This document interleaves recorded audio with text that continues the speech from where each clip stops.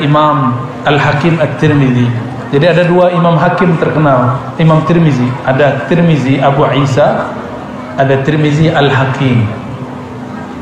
Dua-duanya sufi, dua-duanya ahlus sunnah. Tapi satu wali kutub, satu wali ghaus. Itu bedanya. Apalagi itu kutub ghaus ya. Ntar deh kalau ngaji bab kewalian kita bahas itu. Pakarnya gurunya beliau tuh Gusmi.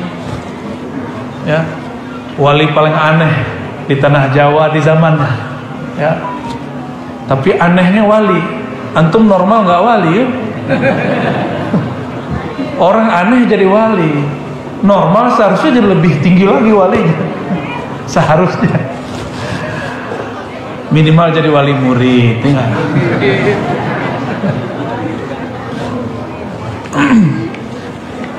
Apa hadisnya? Ma'utiyat ummatun minal yakin afdala ma'utiyat ummati. Tiadalah umat yang diberikan kesempurnaan yakin melebihi keyakinan yang diberikan kepada umatku Nabi Muhammad sallallahu alaihi wasallam. Nabi lagi ngomongin kita nih. Tidak ada umat di masa terdahulu betul-betul meyakininya secara utuh bahwa Nabi Muhammad itu Rasulullah, itu seperti Nabi punya umat kita ini. Nggak ada. Peringatan Nabi Isa di Eropa itu cuma jadi tradisi. Kanisahnya sudah sepi. Tahu kanisah? Gerejanya sudah sepi. Karena di Eropa itu pajak dan asuransi 50-60% dari gaji di Paris, di Prancis.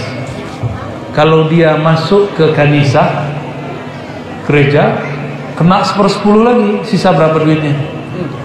30%. Sepi, bangunannya bagus-bagus tapi sepi. Masjid-masjid kita paling ramai cuma zakat fitrah. Bener gak?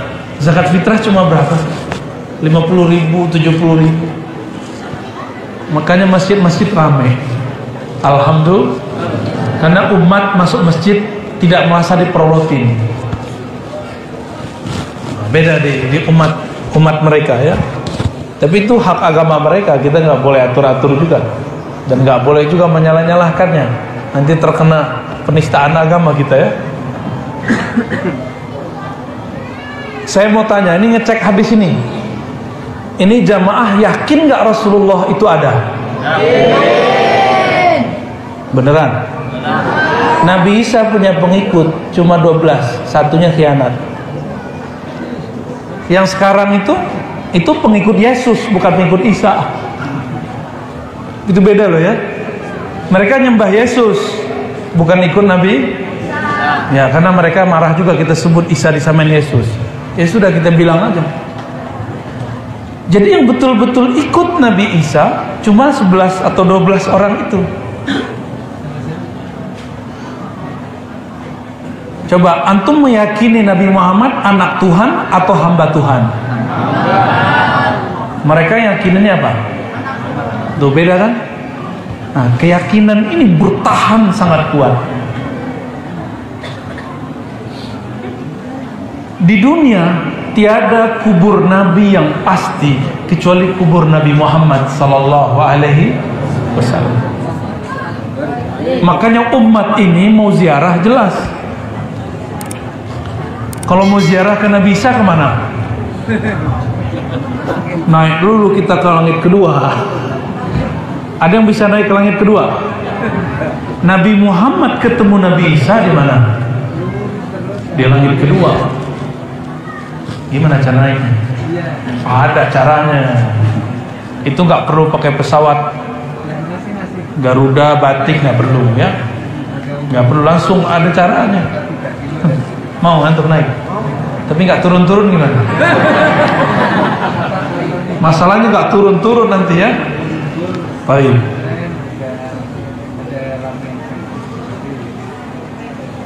Nabi Muhammad SAW menyampaikan kabar tentang antum yang hadir maulid sekarang ini. Apa kata beliau? Ini disebutkan oleh Sayyidina Umar. Di sini ada riwayatnya. Sengaja saya bawa kitab kemana-mana. Bukan berarti nggak pakai kitab saya nggak bisa jelasin, bisa. Cuma biar kayak tawaduk dikit. Jadi sekarang itu kiai-kiai kita ini diejek sama kelompok sebelah. Apaan tuh kiai kalian suka canda? Masa Nabi suka canda? Kapan ngaji kitabnya? Ya udah, boleh uji baca kitab kita ya pakai ya sama mereka. Nggak ada santri-santri di pesantren yang baca kitabnya cemen, nggak ada. Tapi mereka kita uji baca kitab. Kalau ngomong sih pinter, ngomong mah gampang. Antum temenan sama orang Arab seminggu bisa ngomong Arab, minimal ana ente kif halak, khair, mau gampang itu. Tapi kalau baca kitab malah lain. Karena kitab ini kan diturunkan dari kolbu seorang guru, seorang wali, seorang syekh. Turun jadi ini. Apa kata Nabi? Aku rindu bertemu saudara-saudaraku. Wadidtu. Saya menerjemahkan wadidtu mawaddah, itu syauq, rindu. Aku rindu bertemu dengan saudara-saudaraku. Sahabat cemburu. Ini pernah gak punya temen, ada temen yang lain datang cemburu sama temennya? Ini bukan cemburu lawan jenis loh, cemburu pertemanan itu ada loh.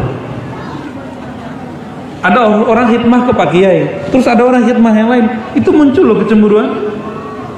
Itu sahabat cemburu dan itu normal, itu sunnah para pecinta. Sunnahnya para pecinta.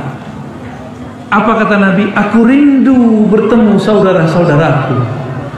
Para sahabat bertanya, wahai Rasulullah, alasna ikhwanak, bukankah kami ini saudara engkau? Apa jawaban Nabi Muhammad SAW? Antum ashabi, kalian ini sahabatku. Sohib aneh, kayak sohib. Yang disebut ikhwanku, saudaraku. Saudara gimana maksud saudara? Sumbernya sama. Lam ya'tu ba'du, mereka belum datang sekarang. Yu'minu bi walam yarawni, mereka percaya kepadaku tapi mereka belum pernah bertemu aku. Ada yang udah ketemu Nabi Muhammad sini? Atau Nabi Ahmad Musodek udah? Itu prestasi orang Jakarta tuh ya. Orang Depok ya. Tapi Betawi Sunda tapi Betawi tuh kan prestasi kan orang Betawi. Atu-atunya Nabi di Betawi itu namanya An-Nabi PA Ahmad Sodik, PA alaihi salam. Hebat ya, bisa baca kitab tasawuf, dicoba dia amal-amalin sendiri. Pergi ke Gunung Salak, dijadiin Gunung Salak tuh kayak Gua Hiro, dapat ilham. Kita mah sering dapat ilham tapi nggak ngaku nabi kok, biasa aja. Aneh setiap zikir dapat ilham, cepat selesai nggak ingin nabi tuh. Cuma karena tidak punya mursyid, tidak punya guru, tidak punya mentor, dikira bisikan ini dari malaikat Jibril. Akhirnya dia merasa dirinya jadi nabi. Tapi umat Islam percaya nggak dia nabi? Orang Betawi percaya nggak dia nabi? Enggak. Yang dipercaya mana? Nabi Muhammad Sallallahu Alaihi Wasallam. Nabi Muhammad Sallallahu Alaihi Wasallam menyebut kita ikhwan, saudara. Lalu sahabat kepo, tahu kepo nggak? Anak muda nih, kalau orang tua-tua nggak tahu tuh kepo, tahu nggak? Berarti udah muda lagi ya. Apa kata para sahabat? Wahai Rasulullah, bagaimana cara engkau mengenal mereka? Jadi Nabi mengatakan, ana faratuhum alal haud. Aku menunggu mereka duluan datang ke telaga haud. Nanti aku berikan minuman mereka satu gelas. Satu gelas dikasih minum. Nabi seharusnya dilayani umat. Sekarang beliau melayani, dia nggak sebut umatnya, saudaranya. Saudaranya dikasih. Saudara sama saudara biasa nggak sih?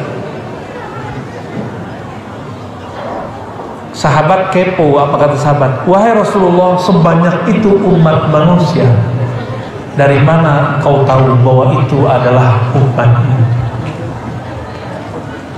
Ada dua riwayat nih. Nabi menjawab, aku mengetahui mereka dari hurran muhajjalin, dari bekas wudhu yang bercahaya. Di riwayat Imam Al-Bazzar atau Barani diartikan lain, min asari sujudihim, dari bekas sujudnya. Yang bekas sujudnya hitam itu boleh lah, tapi bukan itu. Bergantung ahli sujud. Tapi bukan itu. Simahum fi wujuhihim min athari sujud. Itu cahaya sujudnya terlihat oleh Rasulullah meskipun dari penjuru negeri, dari penjuru pelosok. Nabi panggil itu orang.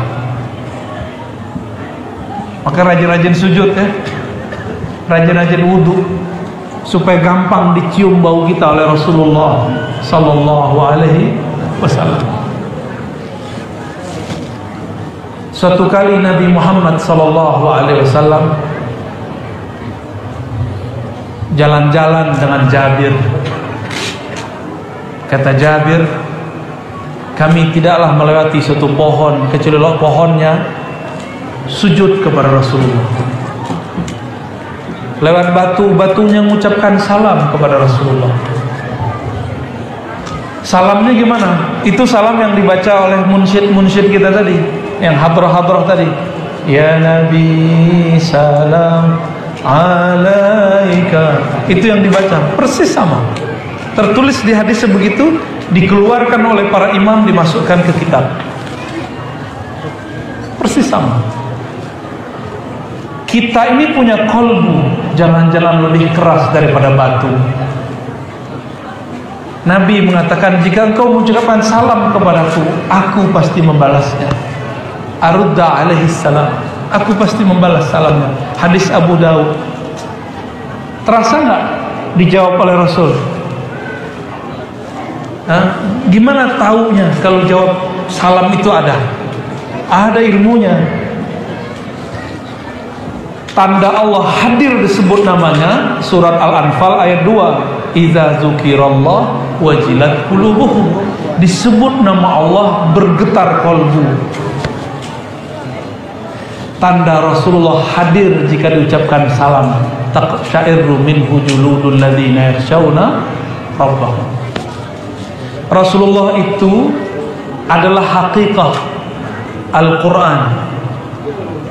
Sayyidatuna Aisyah ditanya, masih ingat hadis masyhur? Semua kita tahu hadis ini, cuma hakikat hadis ini kita lupa. Apa kata para sahabat kepada Sayyidatuna Aisyah atau murid-murid Sayyidatuna Aisyah? Wahai ummul mukminin, apakah akhlaknya Nabi Muhammad sallallahu alaihi wasallam? Apa jawaban beliau? Khuluquhul Quran. Masih ingat? Khuluq dengan khalq mirip. Khuluq itu karakter, nilai. Kalau khalq fisik. Beliau itu khuluqnya Quran. Berarti beliaunya siapa dong? Beliaulah al-haqiqah al-Quraniyah. Beliaulah hakikat Quran yang sebenarnya. Maka jika di sini ada anak-anak tahfiz, pasti pernah dengar hadis ini. Orang yang hafal Quran ya'ti yaumal qiyamah syafi'an lahu. Quran nanti datang pada hari kiamat memberi syafaat bagi dia. Itu yang beri syafaat siapa? Quran datang. Itu Qurannya siapa? Rasulullah sallallahu alaihi wasallam. Tapi kalau orang tidak bersanad, dia tidak punya guru mursyid, kiai, mukri, Rasulullah datang, dia bilang, oh bukan ente, yang datang Quran bukan ente, karena dia nggak punya sanad. Dia kira nanti Quran datang, yang dia bayangin Quran itu ini bukan Quran, ini namanya mushaf, lembaran-lembaran kertas. Quran bukan itu, ini cuma menunjukkan hakikat Quran. Karena dia menunjukkan hakikat Quran, kita hormat. Coba antum nih, berani nggak foto kiai ditaruh di bawah diinjak? Berani nggak? Nggak berani. Sama. Tapi itu kiainya yang difoto itu. Itu kiai apa foto kiai? Coba nih, ada nama Nabi. Nama Nabi Muhammad, berani nggak taruh di tong sampah? Mau jadi waliullah nggak? Mau jadi waliullah nggak? Beneran? Jangan pernah taruh kitab tulisan apapun di kaki atau di bawah di lantai. Makanya santri ini beberapa naruh kitab di lantai. Bener ya? Ngaji taruhnya di bawah. Masa Quran, kitab-kitab yang ada isinya Al-Quran itu taruh di bawah. Di situ ada nama Allah. Wa rafa'na laka dzikrak. Ini dalilnya. Apa artinya? Coba santri terjemahannya apa? Wa rafa'na. Apa arti rafa'na? Kami angkat. Wa rafa'na laka, untukmu hai Muhammad, dzikrak, sebutanmu, tulisanmu, namamu, gaungmu. Ada santri katanya pengikut Nabi Muhammad, kitab berjanji ditaruh di bawah. Allah ngangkat Nabi, dia nurunin Nabi. Gimana mau jadi wali? Al-Imam Al-Qushairi dalam kitab Al-Asma Al-Husna, Syarah Asma Al-Husna, beliau meriwayatkan bahwa ada seorang ulama dulu di masa Salafus Saleh. Salafus Saleh itu 3 abad pertama. Abad berapa? 3 abad pertama. Ibu-ibu gerah bu, gerah bu ya, maaf bu ya. Ke depan nanti pakai, tolong ada tembakan apa tuh ya, yang lebih gede pakai, biar masuk angin semua. Pulang-pulang dikerokin sama suaminya ntar. Mau? Udah bu, nikmatin bu, biar keringatnya keluar. Ibu kan kurang olahraga ya nggak? Berkeringatnya keluar. Pulang-pulang tinggal mandi lagi ya kan? Wa rafa'na laka dzikrak. Gimana cara ulama salafus saleh ini memahami? Dia lagi jalan, tiba-tiba di tong sampah yang sangat gede, di situ ada kaligrafi dibuang. Dilihat nama Allah, bergetar badannya, merinding, bulu romanya merinding. Teganya ada orang, ada umat, nama Allah, nama Nabi tertulis di satu kertas, dibuang.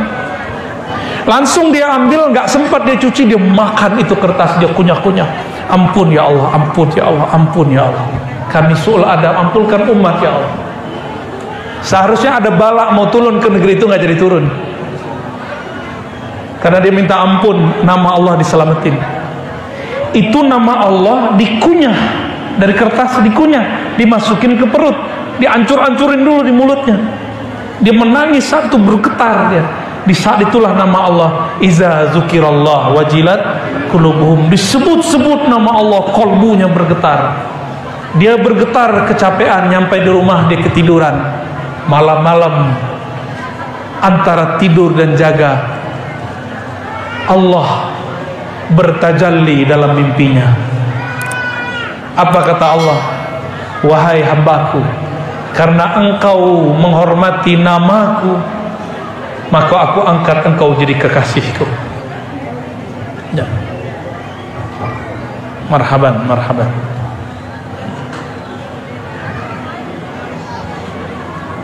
Silakan. Ya.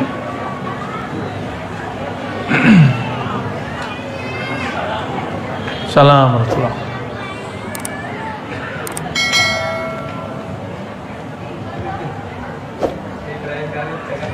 Masya Allah. Tafadhal Pak Kiai, tafadhal Pak Kiai.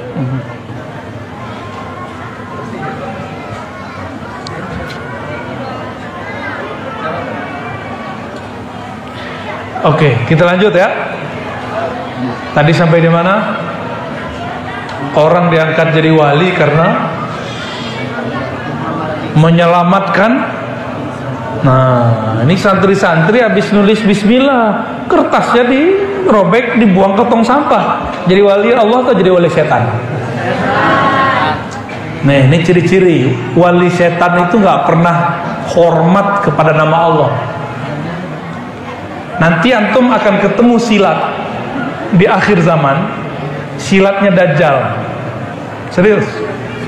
Itu dia kalau ngelangkah, langkahnya membuat nama Allah. Orang yang nggak paham dikira itu hebat. Tapi dia buat nama Allah pakai apa? Kaki. Sopan nggak? Dikira wali, padahal wali setan. Bukan waliur rahman, tapi walius syaitan. Hati-hati tuh. Nanti udah mulai muncul nih silat begini, saya udah ketemu. Dia buat silat gerakan, langkahnya mim ha mim dal, tapi ditulisnya pakai kaki. Sopan nggak? Dikira wali, padahal setan.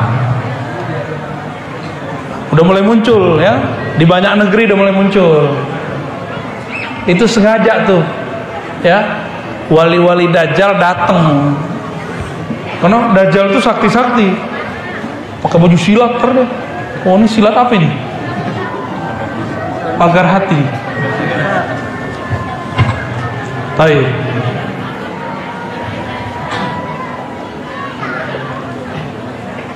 Nabi Muhammad sallallahu alaihi wasallam semakin dihina oleh orang semakin tinggi. Masih ingat kisah Taif? Masih ingat? Nabi Muhammad itu lebih mulia dari Nabi Nuh atau di bawah Nabi Nuh? Lebih mulia. Nabi Nuh kapalnya dirusak oleh umatnya. Marah nggak? Marah. Walaupun udah sabar marah juga. Gimana nggak marah? Ini kan kiai-kiai kayak kita ini, ustadz-ustadz kayak kita ini, gampang tersinggung sama jamaah. Ini hati-hati nih. Kiai kok songong ya, ustadz kok belagu. Nabi Nuh makan hati 900-an tahun. Habis buat kapal diwahyukan Allah, buat kapalnya di tengah darat, kan bingung orang itu. Jadi nabi-nabi itu dari dulu memang aneh-aneh. Maka antum kalau ketemu wali pasti aneh-aneh. Yang gak dikerjain orang dikerjain sama dia. Jadi wali itu bukan orang biasa-biasa, emang aneh-aneh orangnya. 900 tahun berdakwah gak punya murid kecuali sedikit sekali, bisa dihitung pakai jari. Kita baru sehari dua hari tersinggung nyapa ya, nggak mau datang lagi kita. Susah, kita nggak dihargai di sono gitu. Pak Kiai nggak mau lagi datang ceramah ke tempat yang kita nggak dihargai. Kita tersinggung, bener nggak? Banyak, termasuk aneh. Sama semua orang begitu. Karena kita manusia biasa. Nabi Nuh bertahan 900-an tahun, tapi jebol juga pertahanannya. Akhirnya beliau mengatakan, ya Allah, di surat Nuh, jika engkau biarkan mereka hidup, mereka pun akan melahirkan keturunan yang kafir. Inilah sebenarnya salah, tapi bukan salah gitu. Keturunan mereka kan belum lahir, kok udah dipastiin pasti kafir.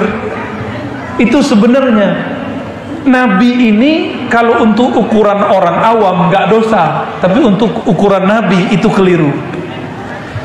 Keturunannya belum lahir, tapi Nabi Nuh ngomong jika mereka lahir, keturunan mereka muncul, pasti kafir kayak mereka. Baca surat Nuh. Ini sebenarnya sir. Bukan Nabi Nuh doa hancurkan umatku, itu biasa, tapi adalah su'udzonnya. Makanya Nabi Nuh merasa tidak berhak untuk memberi syafaat karena dia pernah su'udzon. Kalau menghancurkan umat wajar, dah 900 tahun. Ini belum lahir dia sudah katakan, ya Rabb, kalau lahir keturunan mereka pasti kufur kayak mereka. Nabi Muhammad tidak mau ulangi kesalahan itu. Umur beliau belum 60 tahun, tapi tuanya lebih tua daripada orang yang berumur 900 tahun. Apa kata Nabi Muhammad waktu dilempar orang Taif? Ya Rabb, fa innahum la ya'lamun. Mereka tidak mengerti siapa aku. Tolong jadikan keturunan mereka yang mengerti siapa aku, beriman kepadaku. Mana yang lebih tua? Nabi Muhammad sallallahu alaihi. Nanti antum saksiin ya, kalau kita beruntung masuk surga, nanti akan ada orang nanya, ya Nuh, ya Nabi Allah Nuh, ente lebih tua atau Muhammad? Nanti ada yang nanya antar. Nabi Nuh jawabnya kira-kira gimana antar? Nabi Nuh akan jawab, kalau tua muncul nongol brojol di bumi aneh, tapi yang tua secara rohani Nabi Muhammad sallallahu alaihi wasallam. Makanya Nabi Muhammad mengatakan nahnu sabiqunal akhirun.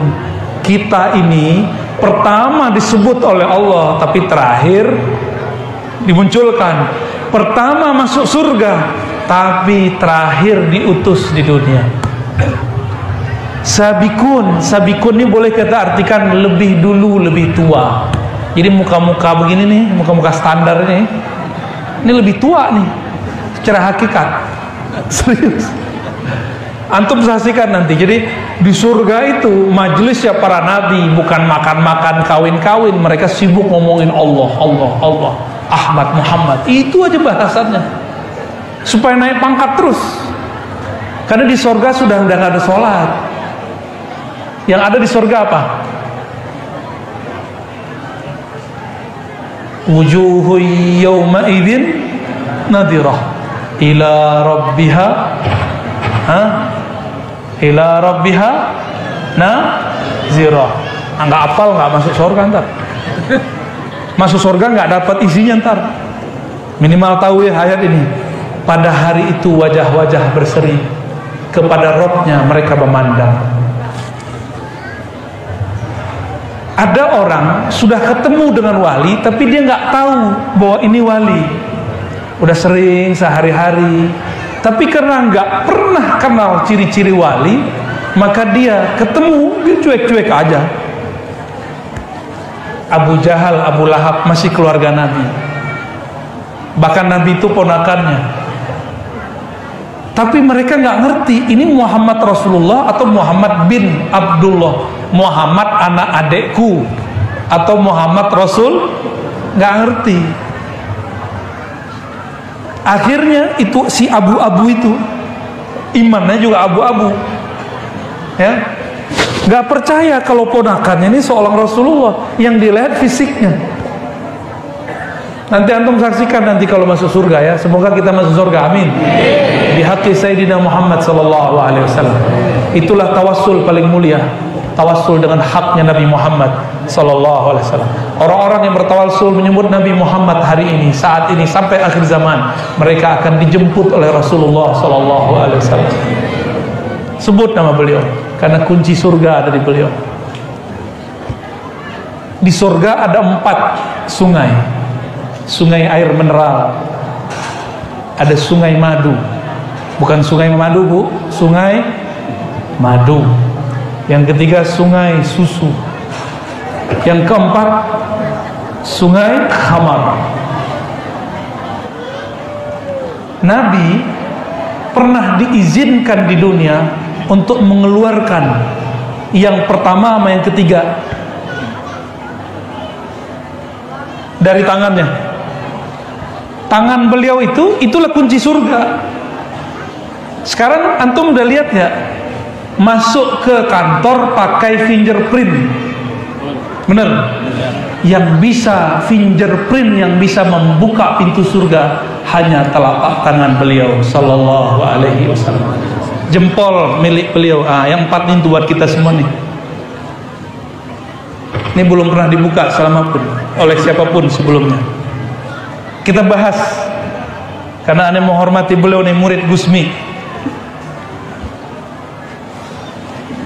Nabi SAW mengatakan, hatta Ibrahim, kata beliau, itu butuh syafaatku.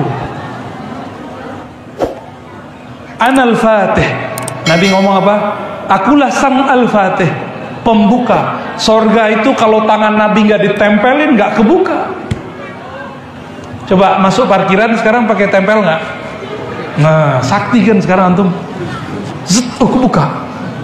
Itu kalau umat Nabi Musa datang itu norak tuh, dia foto-foto tuh. Ini kok bisa ya? Nah, fingerprintnya Rasulullah itu. Ketika Rasulullah SAW hijrah dari Mekah ke Madinah, beliau kehabisan air minum, butuh energi, nggak cukup air putih. Nah, ini sunnah nih, kalau jalan jauh sedia air putih, sedia susu. Ini dalilnya. Sampai di satu kampung ada ibu-ibu sedang mengurusi hewan ternaknya, kambingnya, tapi kambing perah. Apa kata Nabi SAW? Abu Bakar bilang ke mak-mak itu, kita mau ambil, mau pinjam kambing yang gak ada susunya, yang paling kurus. No, yang di belakang tuh yang dibuang-buang. Datanglah Abu Bakar, diizinkanlah oleh si ibu itu, mau ambil aja, itu kambing udah gak dipakai. Akhirnya Nabi ambil, Nabi pijit-pijit, dielus-elus. Ternyata kambing itu butuh perhatian juga ya. Antum kalau mau belajar nyembelih tanpa pegang, belajar sama beliau ya. Yang tukang-tukang jagal nih cuma ngurusin kambing harus dipegangin, kan lucu. Nah, belajar sama beliau tuh nggak perlu dipegangin, sendiri aja selesai. Makanya kalau aneh makan kambing di rumah beliau, ada makan banyak-banyak. Karena beda, kambing kalau cara nyembelihnya oke, itu di dagingnya nggak ada amis-amisnya, bener nggak? Oh, itu ada caranya, ada sirnya tuh. Ya, minta ilmunya, ijazahnya ke beliau ntar. Biar repot ntar buat daurah jagal. Diurut-urut oleh Rasulullah, semua bagian diurut, didoakan. Itu kambing langsung nunduk. Kambing tahu sebanyak itu kambing gemuk yang dipilih yang kurus. Jadi orang susah itu belum tentu malang. Siapa tahu diperhatiin, karena paling menyedihkan kan. Jadi antum nih kalau doa sama Allah, minta syafaat ke Rasulullah tuh kayak orang malang seharusnya. Biar nanti Rasulullah perhatiin, jangan belagu. Gua ustadz, gua kiai, pasti dapat syafaat, belum tentu. Gua hafiz, belum tentu. Lalu Rasulullah turun ke kakinya, dipijit semua. Habis itu pegang susunya, diperah. Itu kambing nggak makan, minum juga jarang, penyakitan, dipegang Nabi sembuh. Diurut keluar susunya, padahal itu kambing gak ada susunya. Kira-kira susunya keluar dari mana? Dari jari beliau. Cuma kelihatannya keluar dari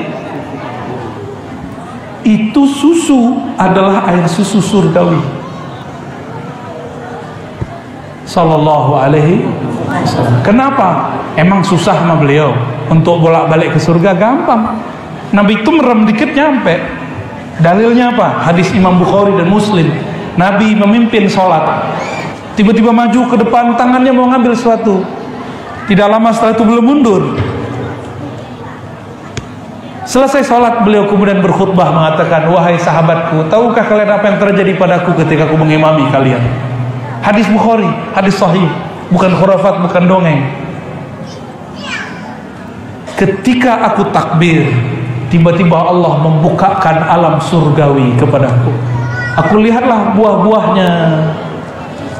Begitu sholat panjang itu sholatnya, dan aku ingin memetiknya. Makanya Nabi begini tangannya lagi sholat. Jadi kalau ada yang ngalamin begitu, itu gerakan 3 kali nggak batal. Ini fikih al-Muhammadi, fikih Nabi Muhammad SAW. Kalaupun Imam Syafi'i dapat hadis itu, beliau bilang ini tidak membatalkan salat. Udah selesai, tiba-tiba Allah perlihatkan neraka, maka Nabi mundur 1 langkah. Maka gerakan ini tidak membatalkan salat. ketika aku selesai menikmati pemandangan surga, tiba-tiba Allah kasih unjuk bentuk neraka. Maka aku kaget, mundurlah ke belakang. Selevel Nabi masih kaget ngeliat neraka, gimana kalau kita? Ini percaya nih sama saya ya. Kalau ada nanti di antara kita yang ditatap oleh malaikat Zabaniyah yang disebutkan dalam surat Al-Alaq, itu langsung pingsan, pitah kepalanya, bisa buta langsung matanya, cukup dipandang oleh malaikat Zabaniyah, matanya set, langsung pingsan kita. Ilmu itulah yang diturunkan jadi ilmu sihir sekarang, namanya ain. Innal aina haqqun. Itu kekuatan-kekuatan yang di sana sebenarnya, tapi diberikan sedikit di dunia. Innal aina hakun, sesungguhnya ain itu hak, bisa menjatuhkan orang. Maka antum percaya nggak nanti? Nih jamaah, di akhir zaman, ini sudah akhir zaman, Al-Imam Al-Mahdi itu ngalahin musuhnya cukup pakai matanya. Karena Al-Imam Al-Mahdi di akhir zaman itu salah satu gelarnya Ainullah. Apa arti Ainullah? Matanya Allah. Itu gak berani itu iblis mandang dia. Dajjal gak berani lihat dia. Lihat buta. Kembali ke kisah Nabi Muhammad SAW. Keluar gak air susunya? Keluar susunya gak habis-habis. Akhirnya si mak-mak ini kepo. Dia liatin, siapa sih ini? Dialah satu-satunya perempuan yang dapat menceritakan fisik Nabi secara lengkap. Abu Bakar tidak pernah sanggup menceritakan Nabi, karena beliau itu kalau ketemu Nabi langsung nunduk. Kalau Nabi menatap keluar, Nabi misalnya memandang kemana, baru beliau cerita, rambut Nabi begini, serban Nabi begini. Tapi beliau nggak berani cerita wajah Nabi Sallallahu Alaihi Wasallam. Abu Bakar As-Siddiq setiap kali mengenang Nabi, beliau pingsan. Terkenang dalam sedikit pingsan. Itu cintanya Abu Bakar Sallallahu Alaihi Wasallam. Bilal ibn Rabah, tugas dia apa? Azan. Pertama masuk ke Makkah tahun ke-8 Hijriah. Dulu masih ada tangga untuk naik, dan itu jelas tangganya untuk naik Ka'bah. Fathu Mekah tahun ke-8, Nabi mengislamkan orang Mekah, mengislamikan Mekah, menurunkan semua berhala. Maka ditandakan dengan berdirinya Bilal di atas Ka'bah, lalu azan di sana. Ngomonglah orang yang baru masuk Islam tapi jahiliyah belum hilang dari dirinya. Ya Allah, beruntung babe gua mati nggak ngelihat beginian. Masa ada orang hitam naik ke Ka'bah? Itu ngomongnya. Ada nggak di Barzanji? Ada ya? Ada di Barzanji. Itu semuanya protes. Orang Mekah yang mantan-mantan kafir Quraisy ini kemudian masuk Islam, mereka protes, masa orang hitam naik? Tapi Nabi menjadikan orang berkulit hitam menjadi muazzin. Muazzin nama imam pentingan mana? Lebih afdol mana, imam apa muazzin? Makanya waktu kita ke Yordan, imamnya nggak mau ketinggalan, dia muazzin, dia iqomat di imamnya. Dia pengen borong semua deh. Gak tahu di Depok gimana nih? Gimana Pak Kiai? Dorong-dorongan ya? Insya Allah. Takut lehernya panjang ya? Kalau jadi muazin katanya lehernya panjang. Padahal itu kan bahasa majazi. Leher panjang itu maksudnya di saat semua orang tidak terlihat oleh Nabi, karena banyaknya orang, muazin dilihat mana? Oh, itu tuh muazin tuh. Allah tinggikan orangnya nanti. Kalau kita mati, masuk pada mahsyar, antum lihat nanti makhluk yang paling nonjol itu muazin. Paling viral di YouTube-nya pada mahsyar.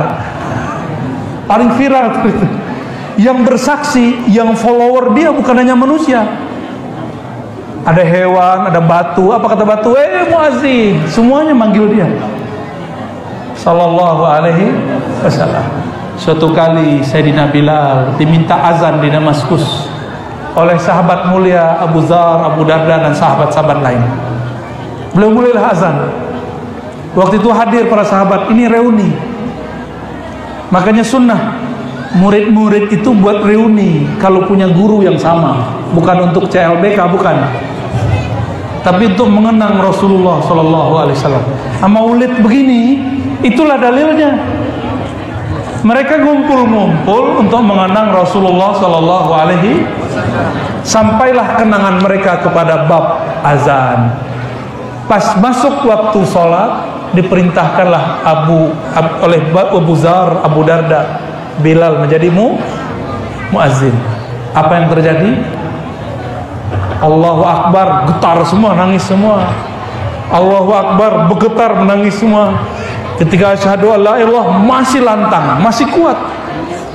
Sampai di asyhadu anna Muhammadar Rasulullah. Baru sampai di suara Rasulullah, Bilal tersungkur, jatuh pingsan.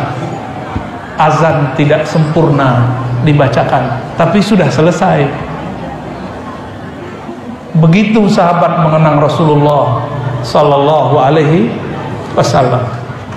Ada nggak kita yang begitu? Disebut nama Rasulullah rindu, ada nggak? Dikisahkan tentang Rasulullah ta'zim, ada nggak? Enggak ya. Kalau anak-anak kita biarin, anak-anak berisik, nggak apa-apa. Kalau abun-abun begini, kan bingung kita ngelihatnya. Maka kita diperintahkan guru-guru kita, para kiai, para habaib, tolong semarakkan majelis maulid, karena itulah daf'ul bala, tolak bala yang sebenarnya. Semoga pesantren ini menjadi sinar-sinar maulid. Amin. Kiainya dijaga oleh Allah, santrinya diberikan kefakihan oleh Allah. Semoga yang berkunjung, yang duduk di sini, santri-santri duha, santri bebek, santri kalong, diberikan keberkahan, keridhaan di sisi Allah Subhanahu wa taala. Tiadalah yang hadir di majelis maulid kecuali yang di kalbunya ada nur Nabi Muhammad Sallallahu Alaihi Wasallam. Kita tutup doa ya. Ada tanya jawab? Gak usah lah ya. Khalas, mubasyarah doa. Okay? Mari kita buka pintu hati, pintu langit, pintu pikiran dengan baca surah Al-Fatihah.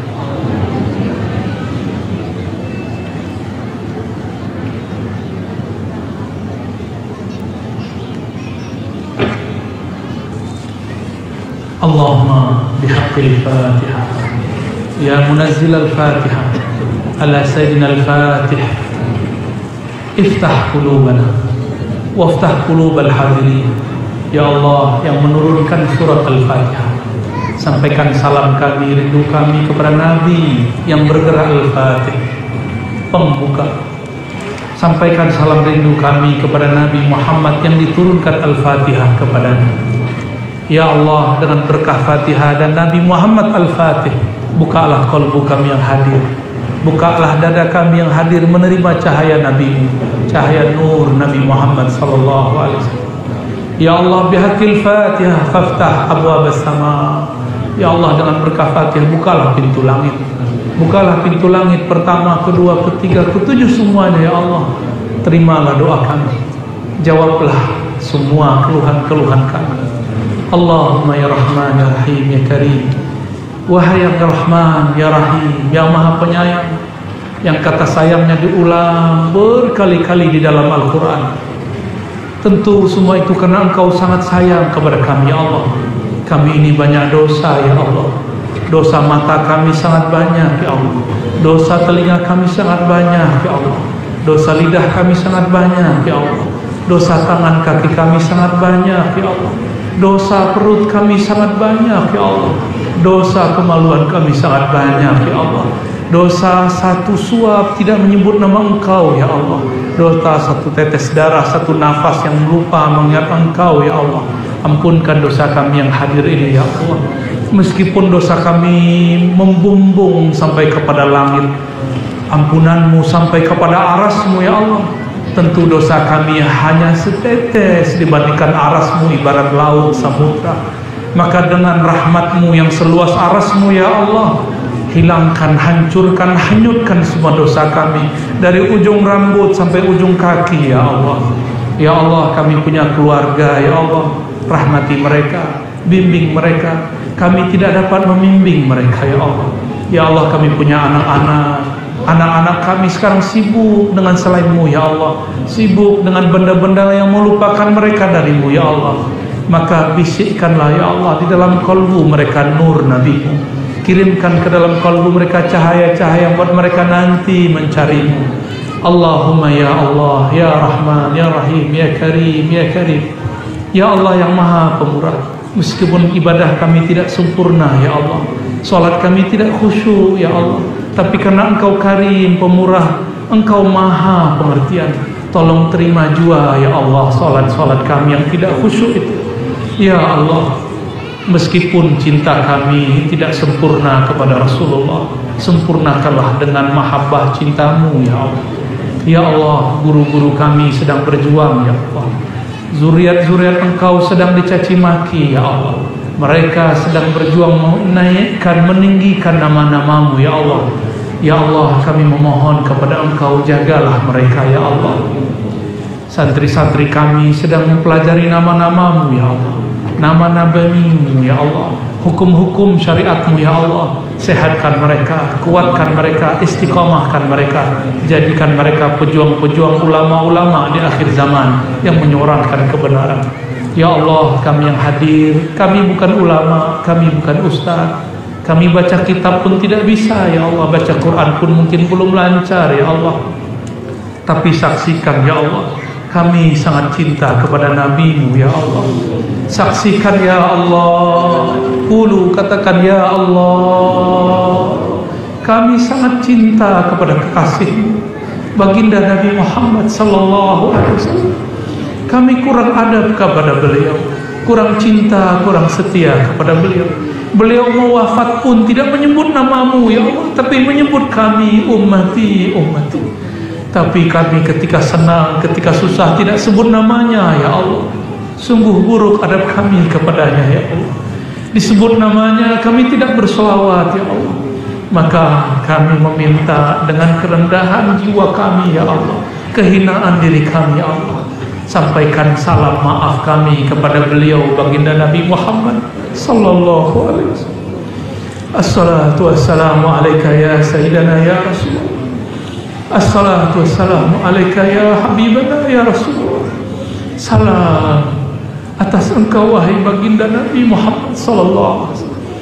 Salam atas engkau wahai ayahanda ruhani kami, abar ruh Nabi Muhammad sallallahu alaihi wasallam. Allahumma salli ala ruhi sayyidina Muhammadin fil arwah.